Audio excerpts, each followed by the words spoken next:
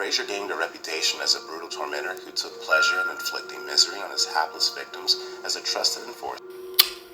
Who was Frankie Fraser? The insane gangster was more crazy than the Krays. Spent 42 years in prison. Frankie Fraser was born on Cromwell Road in Waterloo, London. His mother was of Irish Norwegian descent, while his father was half Native American. Fraser was the youngest of 5 children and grew up in poverty. Although his parents were not criminals, Fraser turned to crime at the age of 10 with his sister Eva.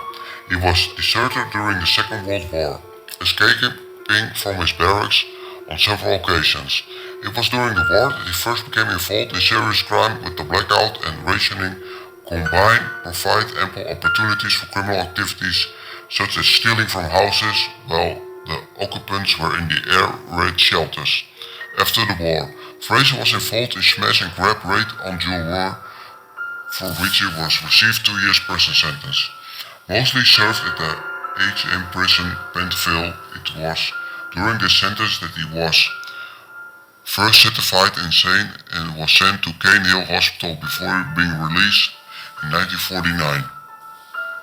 During the 1950s, Fraser's main occupation was as a bodyguard to well-known gangster Billy Hill. After being sent to a prison Durham for taking part in bank robberies, he was again certified insane, and this time he was sent to Broadmoor Hospital. Afraid of being heavily medicated for bad behavior, Fraser stayed out of trouble and was released in 1955.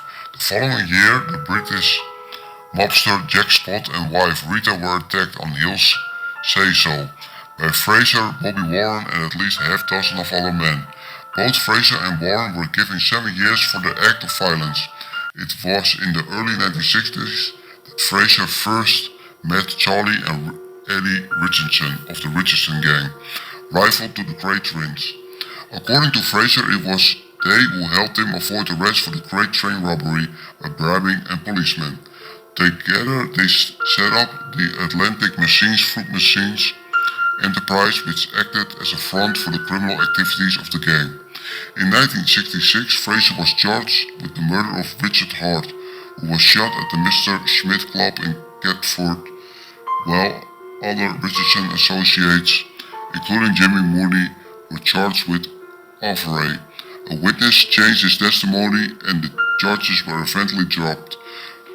Thus, Fraser still received a 5-year sentence for ovary. He was also tried in court in so-called torture trial, in which members of the Richardson gang were charged with burning, electrocuting and whipping those found guilty of disloyalty by a court. Fraser himself was accused of pulling out the teeth of victims with a pair of pliers. Following a trial at the Old Bailey in 1967, he was sentenced to 10 years imprisonment. Fraser's 42 years served over 20 different prisons in the UK were often colored by violence. He was involved in riots and frequently fought with prison officers and led his sentence being extended, which in straightways. Manchester in 1980, he was released from prison in 1985. In 1991, Fraser was shot in the head from close range in an apartment murder attempt outside the Terminals Club in Clerkenwell, London. Part of his mouth was shot away in the incident. He refused to discuss the shooting with the police. Fraser's wife, by one, had 4 sons, died in 1999. He was a resident at the shelter accommodation home in Peckham. According to Eddie Richardson, Fraser had Alzheimer's disease for the last 3 years of his life. In June 2013, the 89-year-old Fraser was served with antisocial behavior ordered by police after a row with another resident. On November 21, 2014, he fell critically ill during a surgery at King's College Hospital, Denmark Hill, and was placed into an inductive coma. On November 26, Fraser died after his family made the decision to turn off his life support machine.